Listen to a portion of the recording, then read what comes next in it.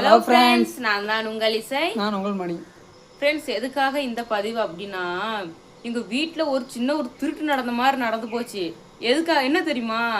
சேர்த்து வச்சிருந்த பைசாவை காணுங்க. இந்த அக்ஷய திருதிக்கு நம்ம தம்பிக்கு ஒரு சின்ன பொருள் வாங்கலாம் அப்படின்னு சொல்லிட்டு சேர்த்து வச்சிருந்தேன் பார்த்துக்கோங்க. அந்த பைசாவை காணுங்க. நான் தான் எடுத்துட்டேன். சரி, எக்ஸ்ட்ரா செலவு வந்துட்டு ஒன்று. என்ன பண்ணீங்க? இன்வெஸ்ட் பண்ணிட்டேன்.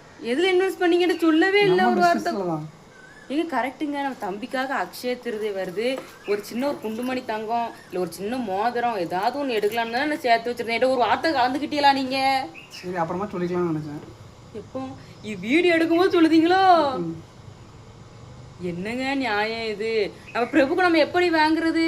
எடுக்கும் கூடிய அந்த பைசா வந்துடும். அந்த பிறகு சரிங்க, எடுத்துருவோம். இருந்தால் என்கிட்ட கொஞ்சம் கலந்துக்கோங்க. இப்போ இன்வெஸ்ட் பண்ணியிருக்கேன்னு சொல்றீங்கல்ல, அது கொஞ்சம் லாஸ் ஆயிடாம டக்குன்னு அந்த அமௌண்ட்டை கொஞ்சம் எடுங்க.